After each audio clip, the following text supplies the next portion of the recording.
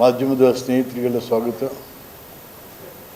ಇವತ್ತು ತಮ್ಮೊಂದಿಗೆ ಮಾತಾಡಬೇಕು ಅಂತೇಳಿ ಭಾಳ ವಿಚಾರ ಏನಪ್ಪ ಅಂತಂದರೆ,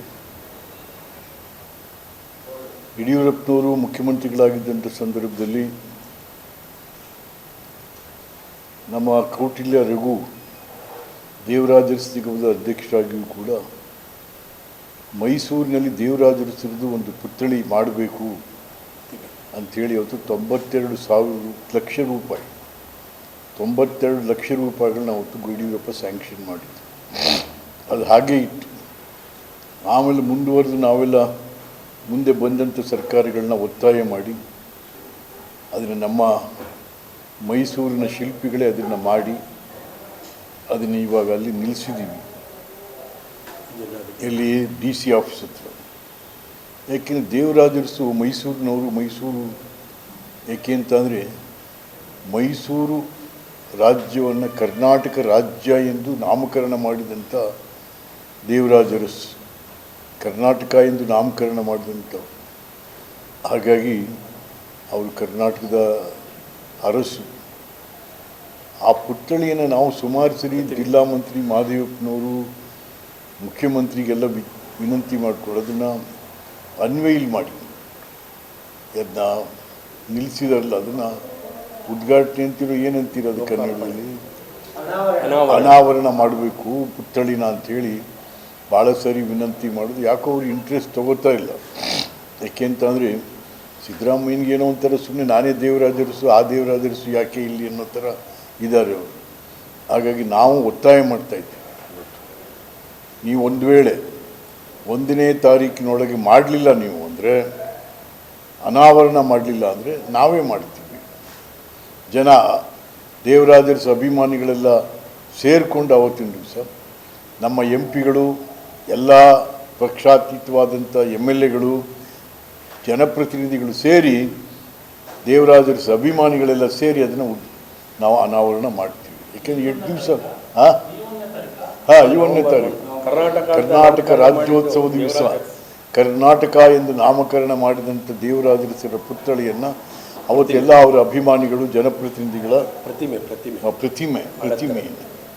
ಪ್ರತಿಮೆಯನ್ನು ನಾವು ಅವತ್ತು ಅನಾವರಣ ಮಾಡಿಬಿಡ್ತೀವಿ. ಅಷ್ಟರಲ್ಲಿ ತಾವು ಮಾಡಬೇಕು ಅಂತಲೂ ಕೂಡ ನಾವು ವಿನಂತಿ ಮಾಡ್ತಾಯಿದ್ವಿ. ಅದ್ರ ಜೊತೆಗೆ ನಮ್ಮಲ್ಲಿ ಭಾಳ ಏನು ಹೇಳ್ತೀವಿ, ಹಳೇ ಪಾರಂಪರಿಕ ಕಟ್ಟಡಗಳನ್ನು ಉಳಿಸಬೇಕು ಅಂತಕ್ಕಂಥದ್ದೇ ನಾನು ಜಿಲ್ಲಾ ಮಂತ್ರಿ ಇದ್ದಂಥ ಸಂದರ್ಭದಲ್ಲಿ ಅವತ್ತು ಮುಖ್ಯಮಂತ್ರಿಗಳಾದಂಥ ಕೃಷ್ಣ ಅವರಿಗೆ ನಾವು ಒತ್ತಾಯ ಮಾಡಿ ಅವತ್ತು ಪಾರಂಪರಿಕ ಕಮಿಷನರೇಟ್ನೇ ಮಾಡಿಸ್ತಾ ಹೋಗ್ತು. ಅದಕ್ಕೆ ಕಮಿಷನರ್ ಆಗಿ ನಮ್ಮ ವಿಜಯ ಭಾಸ್ಕರ್ನ ಫಸ್ಟ್ ಕಮಿಷನರಾಗಿ ಹಾಕ್ಸಿತ್ತು. ಇವತ್ತೇನಾಗಿದೆ, ಇಲ್ಲಿ ನಮ್ಮ ಪಾರಂಪರಿಕ ಕಟ್ಟಡ ಯಾವುದು, ಅಟಾರ ಕಚೇರಿ DC ಆಫೀಸ್ ಎಷ್ಟು ಚೆನ್ನಾಗಿದೆ ರೀ, ಅದನ್ನು ರಿಪೇರಿ ಮಾಡ್ಕೊಂಡಿದ್ರೆ ಆಗ್ತಾಯಿತ್ತು. ಈ ಮಹದೇವಪ್ಪ ತನಗೆ ಅನುಕೂಲ ಆಗಲಿ, T ನರಸೀಪುರಕ್ಕೆ ಹತ್ರ ಆಗಲಿ ಅಂತ 20 ಭಾಗ ಜಿಲ್ಲೆ ಇರೋದು ಈ ಕಡೆ, 80 ಭಾಗ ಇರೋದು ಈ ಕಡೆಗೆ ತೊಗೊಂಡು ಆ ಮೂಲೆಗೆ DC ಆಫೀಸ್ ಹಾಕ್ಬಿಟ್ಟು ಇದು ಪಾಳು ಬಿಟ್ಬಿಟ್ರು. ಈಗ ಗಿಡ ಗಂಟಿಯಲ್ಲೇ ಬೆಳ್ಕೊಂಡಿದೆ. ಅಲ್ಲರೆ ಅದಕ್ಕೊಂದು ಬಣ್ಣ ಸುಣ್ಣ ಹೊಡ್ಸೋಕ್ಕೆ ದುಡ್ಡಿಲ್ವೇ ಜಿಲ್ಲಾಡಳಿತದಲ್ಲಿ? ಮುಖ್ಯಮಂತ್ರಿಗಳೇ ಮೈಸೂರಿನವರು, ಮೈಸೂರಿನಲ್ಲಿ ಎಲ್ಲ ಪಾಳು ಬಿದ್ದೋಯ್ತು, ಮೂಡ ಪಾಳು ಬಿತ್ತು ಆಯಿತಾ, DC ಕಚೇರಿಗಳು ಪಾಳು ಬಿದ್ದವು, ಎಲ್ಲ ಪಾಳು ಬೀಳ್ತಾ ಇತ್ತು. ಇನ್ನು ಕಾಂಗ್ರೆಸ್ಸು ಪಾಳು ಬೀಳ್ತದೆ ಇನ್ನು ಸ್ವಲ್ಪ ದಿವಸಕ್ಕೆ. ಹಾಗಾಗಿ ನಾವು ಒತ್ತಾಯ ಮಾಡ್ತಾಯಿದ್ದೀವಿ ಮುಖ್ಯಮಂತ್ರಿಗಳನ್ನು ಮತ್ತು ಜಿಲ್ಲಾ ಮಂತ್ರಿಗಳನ್ನು, 1ನೇ ತಾರೀಕು ತಾವು ದಯವಿಟ್ಟು ಅನಾವರಣ ಮಾಡಬೇಕು ಅವರ ಇದನ್ನು ದೇವರಾಜರಸನ್ನು, ಮತ್ತು ಈ ಪಾರಂಪರಿಕ ಕಟ್ಟಡಗಳನ್ನು ರಕ್ಷಣೆಗೆ ಏನಿದೆ ಅದನ್ನು ಮಾಡಬೇಕು ಅಂತಲೂ ಕೂಡ ಅವರನ್ನು ನಾವು ತಮ್ಮ ಮೂಲಕ ಒತ್ತಾಯ ಮಾಡ್ತಾ ಇದ್ದೀವಿ.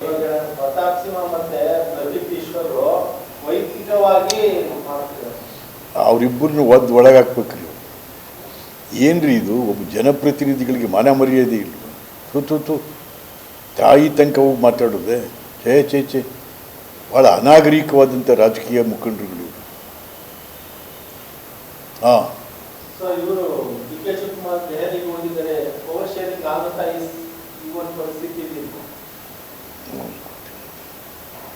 ಆಗಬೇಕು, ಪವರ್ ಶೇರಿಂಗ್ ಆಗಬೇಕು, ಅವ್ನು ಮುಖ್ಯಮಂತ್ರಿನೂ ಆಗಬೇಕು.